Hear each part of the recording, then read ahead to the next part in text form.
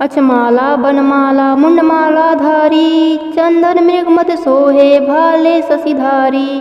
श्वेतांबर पीतांबर बागांबर अंगे, सनकादिक ब्रह्मादिक भूतादिक संगे। नमस्कार दोस्तों, आज मैं आपको अधिक मास के प्रथम सोमवार व्रत की कथा सुनाने जा रही हूँ। प्रेम से बोलिए भोलेनाथ की जय हो। एक समय की बात है, एक गांव में एक परिवार रहता था जिसमें 5 भाई और उसकी एक छोटी बहन रहते थे और उनके माता पिता की मृत्यु हो गई थी। पांचों भाई अपने छोटी बहन को बहुत प्यार स्नेह से रखते थे। उस लड़की की उम्र अभी 5 साल की थी। वह भगवान शिव जी की परम भक्त थी।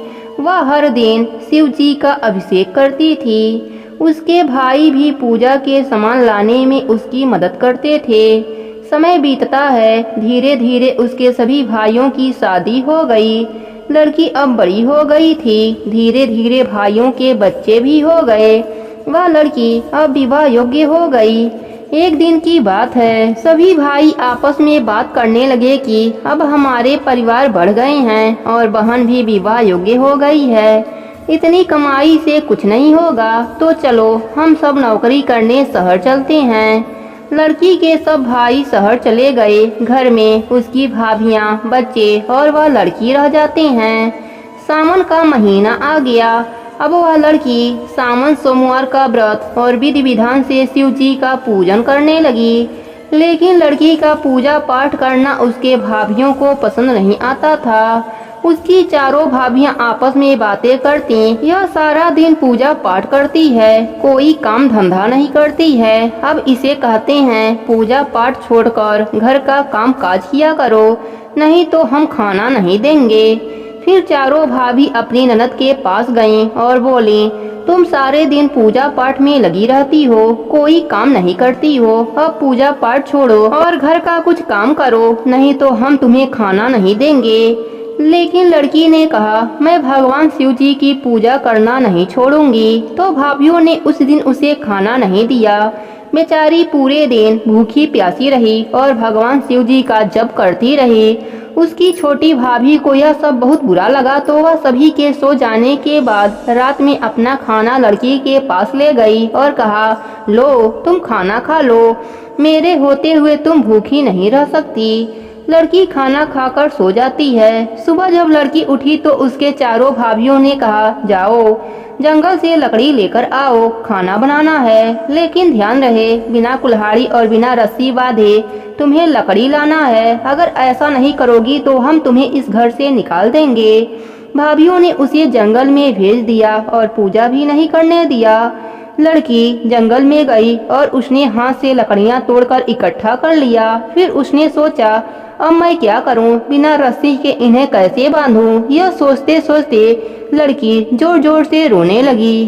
तभी भगवान शिव वहां प्रकट हुए और लड़की से बोले, क्या हुआ बेटी, तुम क्यों रो रही हो। तब लड़की ने सारी बात भगवान शिव जी को बताई। तब भगवान शिव जी ने कहा, बेटी तुम चिंता मत करो। शिव जी ने अपने नाग से कहा, तुम रस्सी बनकर लकड़ियों में बंध जाओ, लेकिन ध्यान रहे तुम किसी को भी दिखाई ना देना। तब नाग देवता रस्सी बनकर इस प्रकार लकड़ियों में बंध गए कि कोई उन्हें देख ना सके। फिर लड़की लकड़ी लेकर अपने घर आ गई और लकड़ी एक तरफ रख दिया। नागराज वापस लौट गए। लड़की अपने भाभियों के पास गई और कहा, भाभी मैं लकड़ी ले आई हूँ। भाभियों ने पूछा, किससे बात कर लाई हो। तब लड़की ने कहा, किसी से नहीं, ऐसे ही इकट्ठा करके लाई हूँ। भाभी देखने गई तो उन्हें बहुत आश्चर्य हुआ। तब लड़की ने कहा, भाभी अब तो खाना मिलेगा। तब भाभियों ने कहा, हाँ खा लो खाना। तब लड़की ने कहा, भाभी मैं पहले नहा लेती हूँ, क्योंकि जंगल में बहुत गंदगी थी। लड़की नहाने जाती है। चुपचाप लोटा में पानी भरकर शिव मंदिर में जाती है और जल चढ़ाती है। हाथ जोड़कर कहती है, हे प्रभु अभी मेरे पास सिर्फ जल है, जब मेरे भाई आ जाएंगे तो मैं अच्छी तरह से पूजा करूँगी। और माथा टेक कर वह अपने घर आ जाती है। फिर खाना खाकर सो जाती है।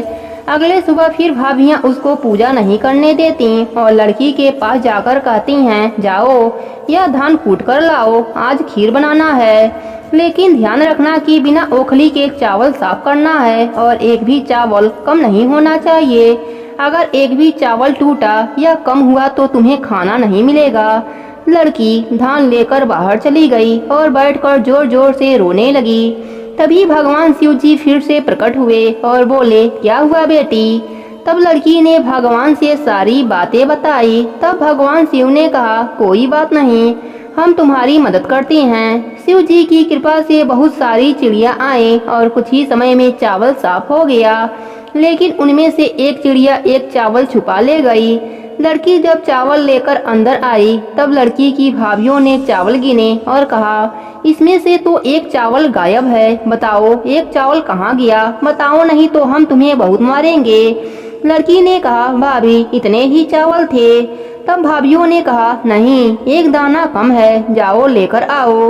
लड़की फिर बाहर जाकर रोने लगी। भगवान शिव जी फिर आए और उन्होंने कहा, क्या बात है बेटी, अब क्या हुआ? तब लड़की ने कहा, चावल का एक दाना कम है, अगर वह नहीं मिला तो भाभियां मुझे बहुत मारेंगी। तब भगवान शिव जी अपने नाग से बोले कि जाओ उन चिड़ियों के पास जाओ और चावल लेकर आओ। भगवान शिव जी की आज्ञा से नाग उन चिड़ियों के पास गया और कहा, बताओ एक चावल किसने चुराया है? बताओ नहीं तो मैं सबको खा जाऊंगा। तब डर के मारे वह चिड़िया आई और वह चावल नाग देवता को दे दिया। नाग देवता चावल लेकर शिव जी के पास आ गए। शिव जी ने वह चावल लड़की को दे दिया। लड़की चावल लेकर घर आई। लड़की ने चावल लाकर अपने भाभी को दिया। भाभियां रोज उसे सताती रहती थीं, उसे पूजा पाठ भी नहीं करने देती थीं। फिर सावन का अंतिम सोमवार आया तो लड़की ने व्रत रखा। भाभियों को यह बात पता चली तो उन्होंने लड़की को एक काला कंबल दिया और कहा, जाओ इसे धोकर लाओ, इसे जब तक धोना जब तक कि यह सफेद न हो जाए। लड़की कंबल लेकर कुएं पर गई और वहां बैठकर रोने लगी। तभी उसके भाई उसी रास्ते से घर आ रहे थे। जब भाइयों ने रोने की आवाज सुनी तब उन्होंने कहा, यह तो हमारी बहन की आवाज है। भाई अपने बहन के पास गए और देखा कि हमारी बहन रो रही है। भाइयों ने पूछा कि बहन तुम क्यों रो रही हो? तब बहन ने सारी बात अपने भाइयों को बताई। उसने कहा, भैया जब से आप लोग शहर गए हैं तब से भाभियां मुझे बहुत परेशान करती हैं, खाना भी कभी गाल देती हैं, जैसे तैसे मैं दिन काट रही हूँ। और आज यह कंबल दिया है और कहा है कि जब तक धोना जब तक कि यह सफेद न हो जाए। भाइयों को अपने बहन की ऐसी हालत देखकर बहुत दुख हुआ। तभी भाई अपने बहन को बाहर खड़ा कर घर में गए और अपनी बहन को बुलाने लगे। तब चारों भाभियों ने कहा, तुम्हारी बहन मंदिर गई है, वह सारा दिन पूजा पाठ करती है, कोई काम धंधा नहीं करती है। यह सुनकर भाइयों को बहुत गुस्सा आया। फिर भाई अपने बहन को बुलाते हैं। बहन को देखकर भाभियां बहुत ही शर्मिंदा होती हैं। भाई अपने पत्नियों को घर से निकल जाने को कहता है।